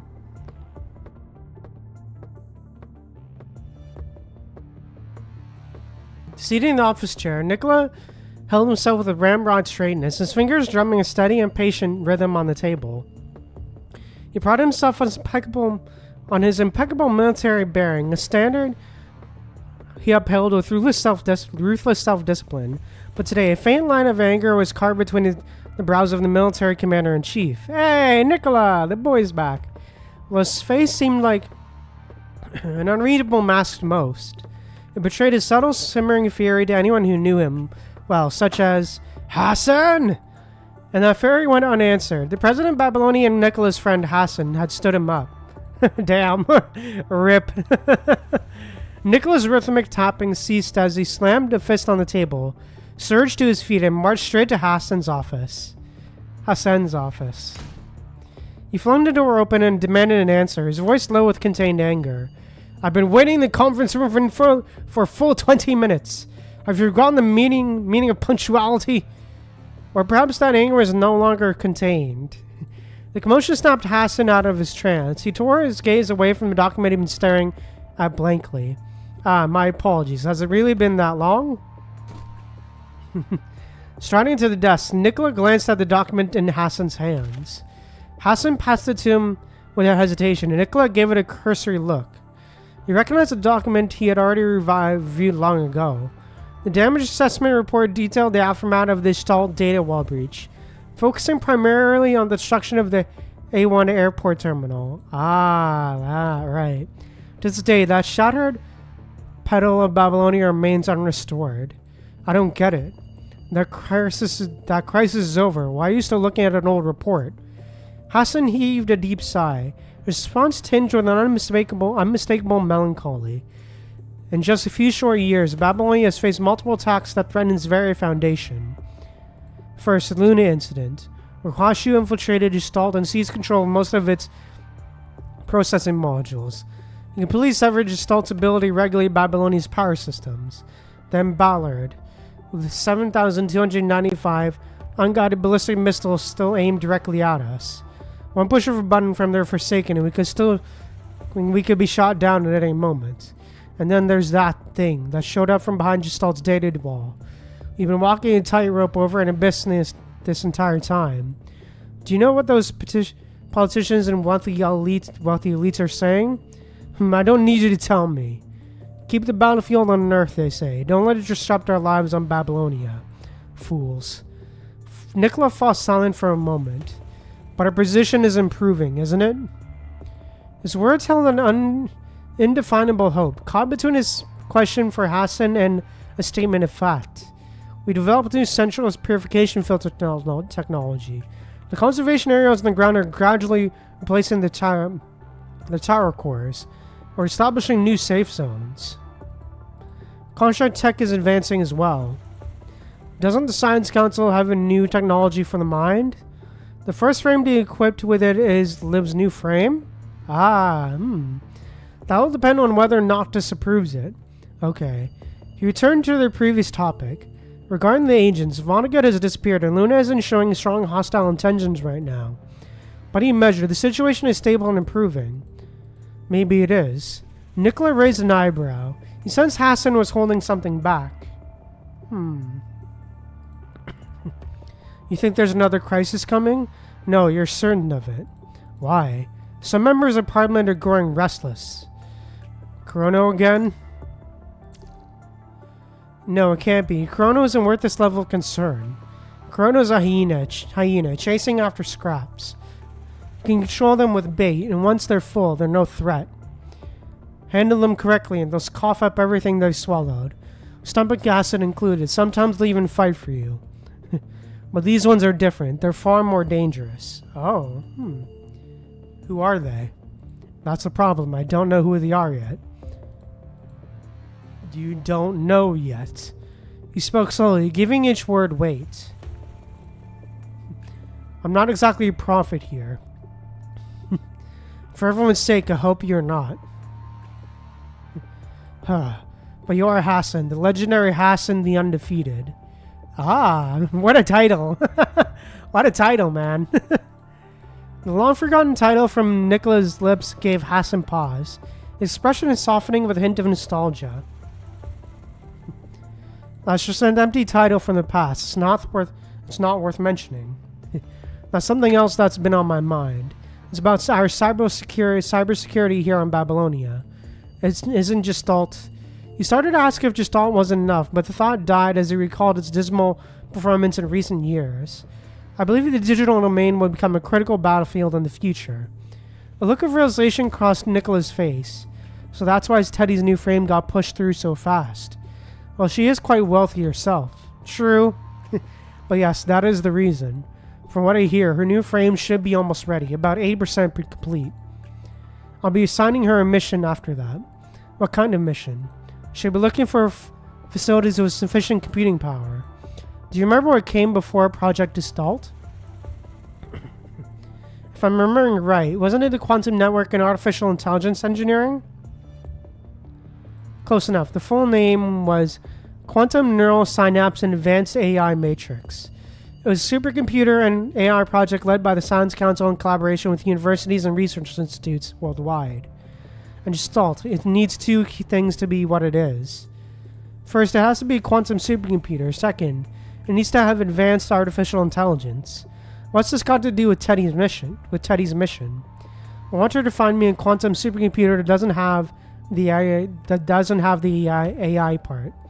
You don't trust Gestalt? I never said that. Your actions suggest otherwise. That is your assumption. Nicola lets out a resigned sigh. Hey.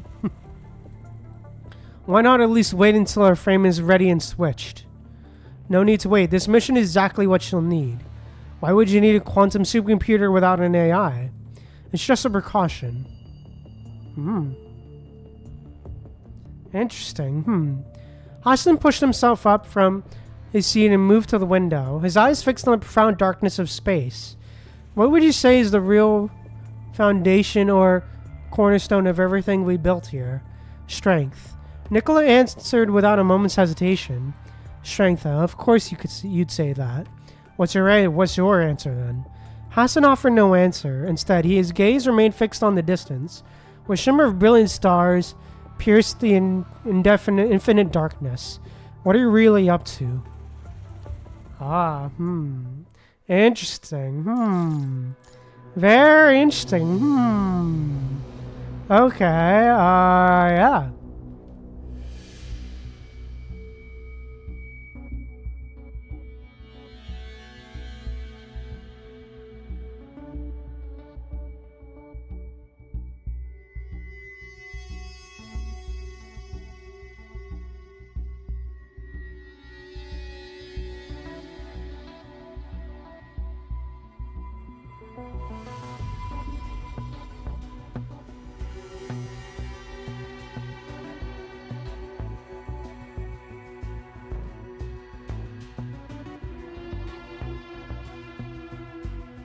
Yeah, I'll probably, honestly, okay, I'm probably gonna stream early here today, but, I'll probably start this story node.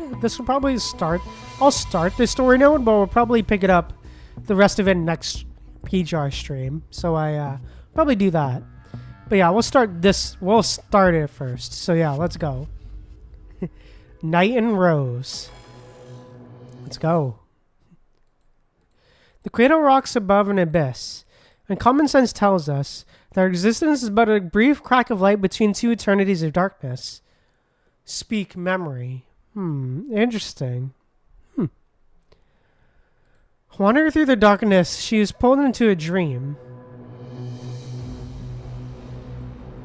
There, fervor was the dormant theme of what they had called family. It all began with a madness known as Project Herald. Christina. Oh, father, huh? Christina, what's buried there is the seed of civilization. Your father went on a great mission. You must follow his path, trace his footsteps, and bring back his legacy. Oh, never mind, not his father. My bad. Only Dominic can lead humanity back to Earth. Christina Norman has never seen Dominic in person. Whenever Charles spoke to her about such things, a single question would always linger in her mind. What kind of man was Dominic? According to the books, he was the founder and chief technician of the Science Council, the pioneer of Gestalt design theory, the proposer of cold fusion theory and its practical application, and the creator of the first strong AI machine.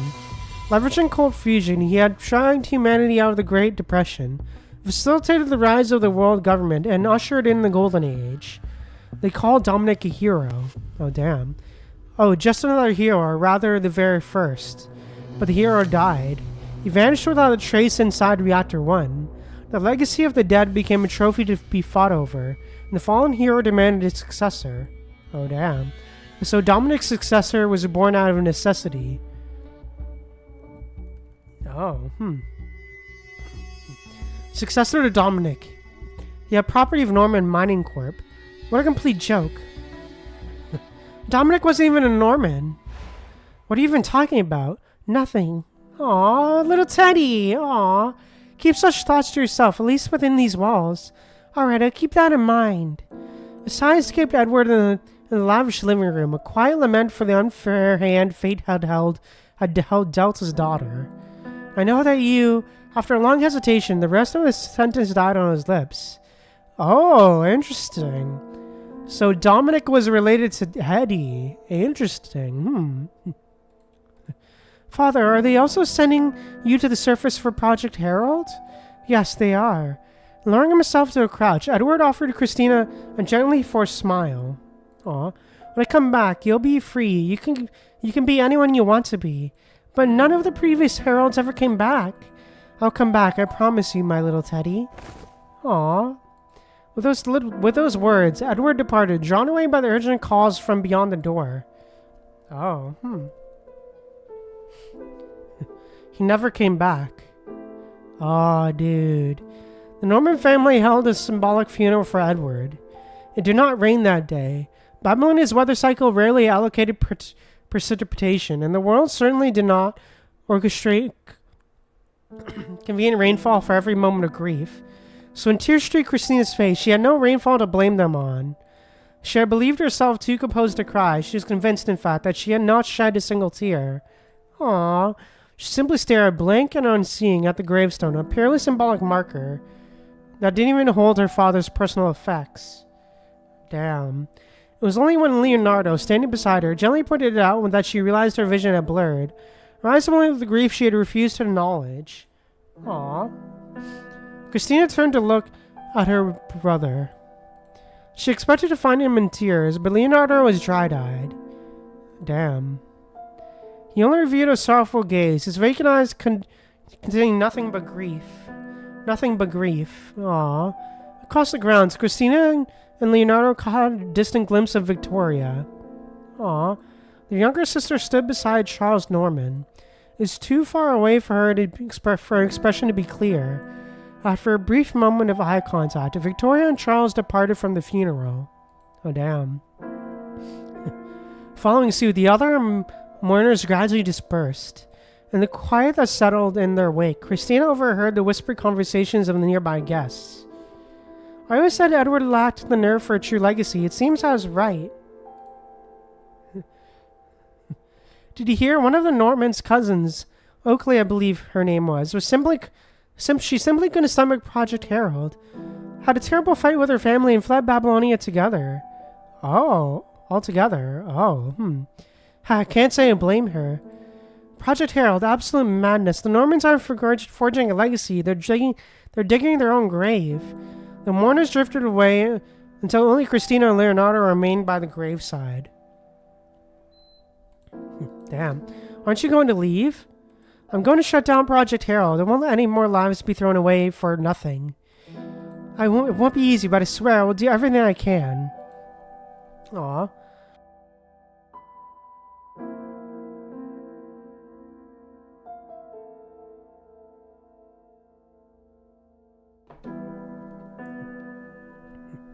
Christina remained silent, having no desire to respond. Soon only the young girl was left at the funeral. Aww. Standing alone, she suddenly felt as though she was wandering through an endless darkness. Wandering through the darkness, she was pulled into a dream. She dreamed of the moment of her birth. Oh, damn.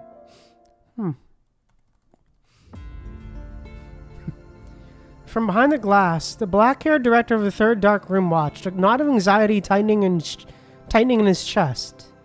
On the other side, the woman on the operating table writhed, her agonizing screams continuing unabated despite the frantic efforts of the doctors circling her. Oh, damn. Aw. That's it. Push, that's it. I can see the head. Almost there. Ah! The head's out. Take a deep breath. Good. Don't push now. Aw. Nathan's cries echoed through the operating room, announcing her arrival into the world. It's over. You've done well. Once the umbilical cord was cut, the director moved to whisk the newborn away for its initial examination. Aww. Behind the glass, the man released a long relief sigh. Let me see her. Oh, damn. Before the woman's request could be granted, the doctors discovered something unusual. Oh, damn. Oh, shit. Blood loss is excessive. She's not clotting. He immediately decided to act. It's a postpartum hemorrhage. Got the crash cart. Sudden tension gripped the operating room, and the man watched as the medic's movement shifted into urgent peripheral bursts. Oh, damn. Oh, shit. Uterine and Tony. Administer oxytocin. Oxytocin ineffective. Prepare for a uterine packing. Oh, shit.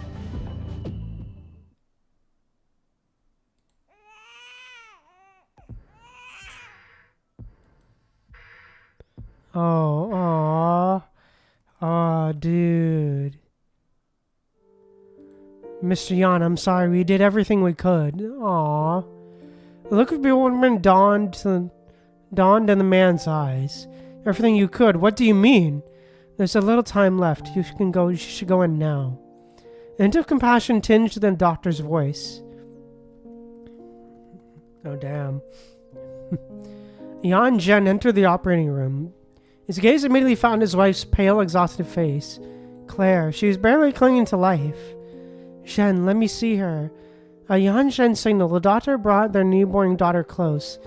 Claire's eyes locked onto the baby, and she struggled to lift a hand. Her strength abandoning her.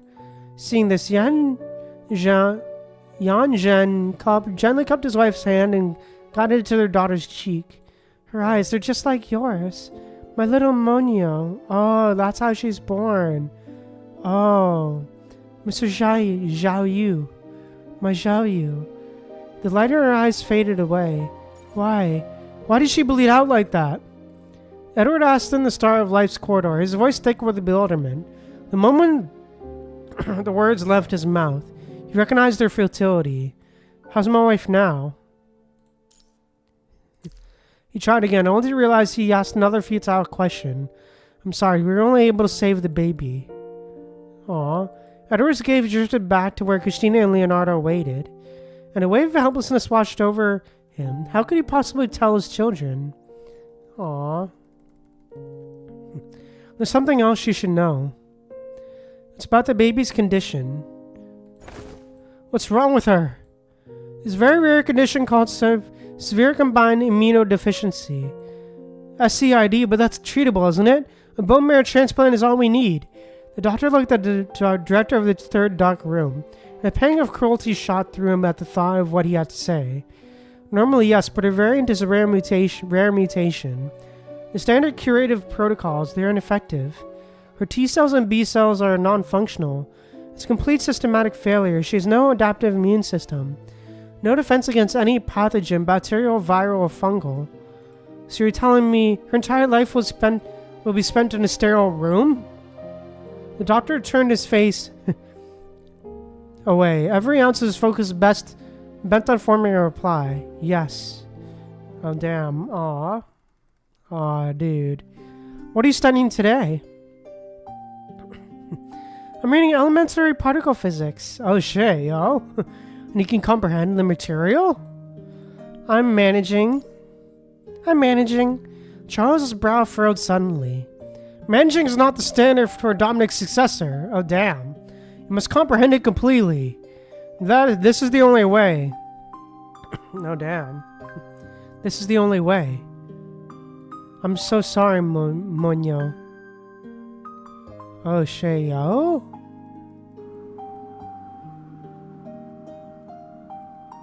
Inside the sterile room, the air filtration system hummed its ceaseless faint hymn. Furio and Monyo fought to keep the sadness from her face. Fortunately, she was gifted with a mind far beyond her years. It allowed her to understand the guilt in the man's words. It's alright, I understand. Aww. She pressed her tiny hand against the glass. Staring at the small palm, delicate palm, Yan Zhen crumbled, collapsed into his knees. With trembling hands, he placed his own palm against the partition, desperate to feel the warmth of Monyo's hand. Aww. But all that met his skin was the cold, unyielding glass. I'm so sorry.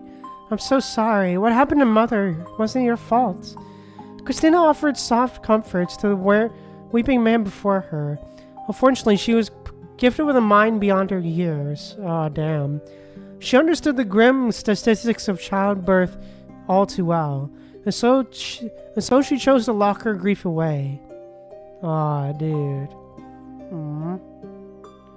It was as if her soul had risen above her body, looking down on the tableau of sorrow. Her anguished father. Her mourning brother.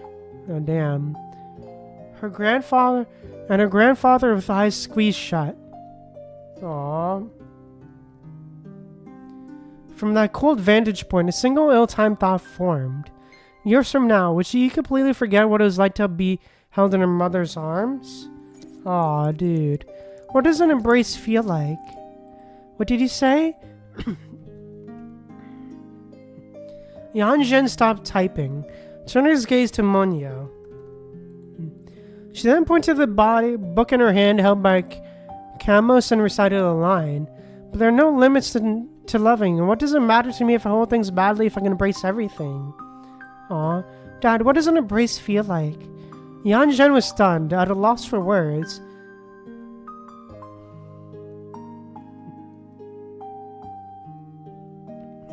An embrace feels like... It feels like an eternity. It's like for that one moment, nothing else exists and will ever end. Was it like that when you held Mom in your arms? Aw, a gentle smile touched Yan Zhen's lips, his eyes brimming with tender longing. Aw. Yes, exactly like that. And I want to embrace you too, Dad. That's disappointment crossed Monyo's face. Is it not allowed? Yes, of course you can. Aw.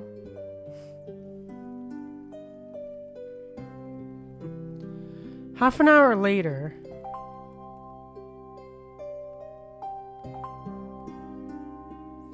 Yan Zhen's cautiously entered the sterile room, having undergone 3 separate sterilization procedures. You see in a transparent isolation suit. Aww. He moved with a gentle, deliberate care, fearful of causing even the slightest infection in Monyo's fragile state. When he offered an awkward embrace, he melted into it, allowing herself to believe, just for a moment, that everything could indeed become eternal. Nothing's eternal. And becoming construct is the answer? You think that's eternal? Sometimes talking to you is exhausting. Wow, straight to the ICU reception. I guess I shouldn't be surprised. It's hard to compete with a family prodigy. A playful, exaggerated grin spread across Leonardo's face. It vanished the moment he caught Christina's cold, expressionless stare from across the room, and his demeanor sobered instantly. I'm not here to stop you. Suppose you've already run the Tantalum 193 compatibility test? It's just... Can't you just wait a little longer? You're still so young.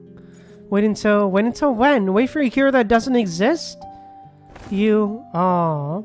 Yan Zhen rose angrily, but his leg buckled beneath him. He caught himself, his hand flying to his thigh in a gesture of pure frustration. I'm sorry, Dad. I just want to know what it's like. The outside is like. A sigh escaped Yan Zhen as he slumped his shoulders. The world outside isn't what you imagine, Monyo. It hasn't been for years, not since the punching virus. Let me start from the beginning. I'll tell you what the punching virus is first. Oh, damn. This is our reality now. The world government has retreated to Babylonia, hiding behind its walls. Then what about us? How long can this dark room base last? Aw. A note of panic crept into Monio's voice. Never once had she imagined the world she dreamed of seeing could be considered destroyed. At a current rate, 4 years. So damn, it's a problem I can solve. I will find a way. Don't worry, I still have some influence with the world government.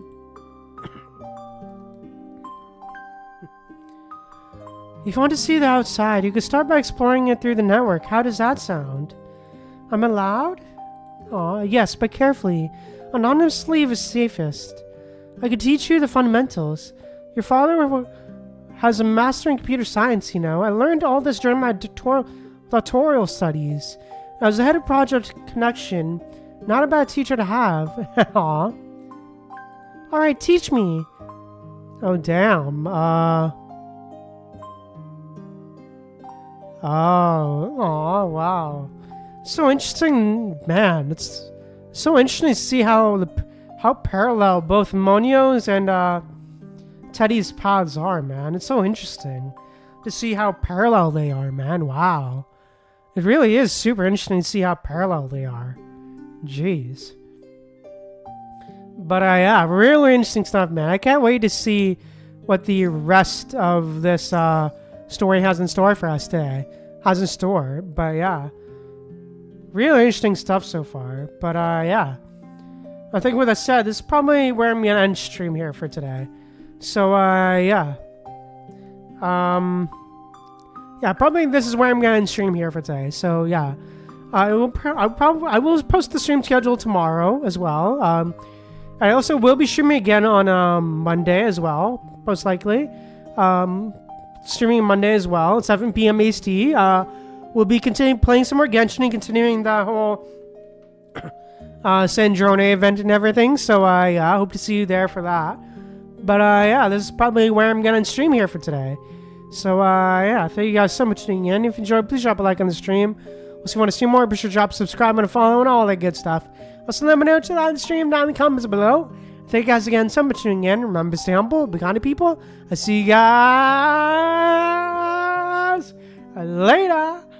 Bye, bye, bye, bye.